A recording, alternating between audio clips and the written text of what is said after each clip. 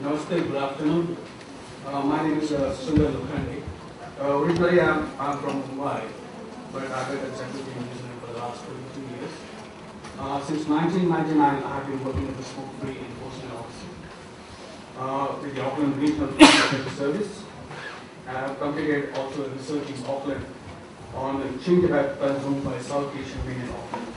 And my presentation is based on my experience in research in this area.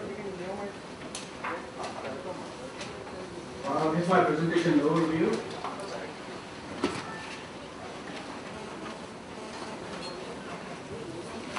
The background, I think the smoke-free legislation in New Zealand, bans totally sale, pack, or distribution of chewing tobacco, and it's an offense. And the liable of fine up in New Zealand $10,000. So that's in Indian rupees, equal to 3,50,000 rupees. Personal use of chewing tobacco, oral tobacco is not covered by the ban and may be prohibited. What is the emerging issue in New Zealand? I think there is an increased consumption of gutka, Kuwait, and baba in New Zealand, and it's maybe due to the increase in Asian migrants. 2000 to 2006, the Indian population increased by 68%. And a majority of New Zealand users of gutka are of South Asian origin, that's Indian, Pakistanis, and could be Bangladesh. Young Asian adolescents may be unaware of the addictive nature and health consequences from using gutka. No research has been conducted in New Zealand on the prevalence, attitudes, practices, and appropriate interventions surrounding chewing tobacco. Now, this is a reason because there is only hardly Indian 90,000 users. So I think there is not much research has been conducted in that area. Contributing factors to importation. Although chewing tobacco cannot be sold in an Indian shops, full stop. It's a banned item. You cannot get in an Indian shop. It's not on display. You cannot go to an Indian shop and ask for chewing tobacco. Cannot get it. But still, people import it because there is high profit margins in New Zealand black market. So the chewing tobacco bought in India for ₹2 can be sold at the counter for about $3, which is about 100 rupees. Types of chewing tobacco brought into New Zealand, that is, gutka is there, and as you said, Chinese Chinese is quite popular with today. Action on chewing tobacco in New Zealand, what we normally do is we investigate complaints related to the sale, practice, or distribution. Now, some of the complaints, you won't believe this, we get them from the wives. They are saying that their husbands are chewing tobacco, probably they're getting from these shops, so it's going to investigate. We also do tobacco retailer education on legislation. We do compliance checks to assess illegal sales. We also do a control purchase operation with retailers who suspect to sell at the counter. A control purchase operation is also commonly known as a sting operation. And then we also prosecute as deterrence. There is a community education which I have done via Indian radio and newspapers. It details on the restrictions on importation, sale and supply, and also the harmful effects of using gutka. This is a retail education information sheet which I provide. Are you importing, selling, distributing chewing tobacco? And it actually tells you about the legislation, and also it tells you about the fine. Chewing tobacco prosecutions. You may ask me that how come these prosecutions have taken place? Because we intercepted concealed chewing tobacco imports. There were two suppliers who tried to import concealed chewing tobacco, which was about 200 kgs. Both the suppliers were prosecuted and fined, and they were also convicted. I also conducted a control purchase operation, and that was successful, and we prosecuted and convicted the seller. Just to give you an idea, this will show you the dairy owner convicted of selling chewing tobacco. That's a media release. There's another one, snuffing of illegal trade. This is one of the convenience stores. And Auckland dairy owner convicted of selling illegal chewing tobacco.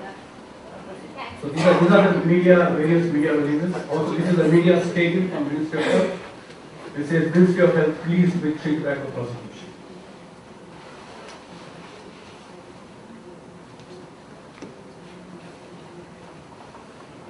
What the action we take by like partner agencies on chewing tobacco is, I mean, most of the information is for private use. It's via post that travelers bringing it in. So there is a policy presented by Ministry of Health that New Zealand customs do not allow any imports of consignments of chewing tobacco for commercial use. So there is a specific carry code on customs computer which identifies chewing tobacco. And then I also have worked with the MAP, which stands for Ministry of Agriculture and Fisheries, to ensure travelers are not bringing Gutka in New Zealand in large quantities on the pretext of personal use. At the moment, I have got about 60 consignments sitting with the Customs Department who are saying that they're importing it for personal use. So we are looking at each particular case, whether it's for personal use or commercial use. Yes. We're trying to define what's the personal use because it's not a part of the Smoke-Free Environment Act. It says Ministry of Health is developing a guideline to differentiate between the commercial use and personal use. And there are also changing legislation is required to reflect quantity for personal use. I've looked at other countries during my research and I haven't seen any much chewing tobacco usage in other countries. I mean, maybe in remote areas, but not in the mainland area. Except Fiji. Fiji, I don't know whether you know about Fiji, but Fiji uses a chewing tobacco called Suki, which is a pure form of tobacco. They're not aware about Gutka, but they use this Suki. And there is no enforcement, anybody can go in the shop and buy it. Even the young adults can too. Australia import of smokeless tobacco is banned by Federal Trade Practices Act, but I think you can still get it under the government in Australia. I'm not aware of what enforcement activities they have. I have done a research. There was also a master's in public health. I did an exploratory study on Gutka and various forms of chewing tobacco consumption about South Asian mainland outlets. And these are my findings: the initiation and reason for chewing, knowledge of the health risks, desire to treat, poor support, family disapproval of chewing, where they get it from. These are my recommendations for my dissertation. It is to train Quitline staff to support persons who want to quit chewing tobacco. Now, Quitline is a program in New Zealand which helps cigarette smokers to support them. So what I will be saying is that maybe we should also support people who want to quit chewing tobacco. I also said reviewing smoke cessation guidelines including chewing tobacco, both health promotion programs, and also disseminate information via community-specific media, community associations on chewing tobacco harm. This is the last one, as my recommendation, training pharmacists and doctors on chewing tobacco harm and determine if NRT products can be used for quitting chewing tobacco. A national survey should ask South Asian communities on chewing tobacco usage. A research on prevalence of chewing tobacco in New Zealand is required. What has worked for New Zealand? That's what I think. Retail education via Indian newspapers and radio broadcasting on the requirements of legislation and harm chewing tobacco causes. Compliance steps to ensure retailers understand the law. Conduct controlled purchase operations, prosecutions as deterrents. That brings an end to my presentation. I can also tell you that at the moment, New Zealand is going through a change in the legislation, asking that all the tobacco cigarette displays are banned and they should go under the counter.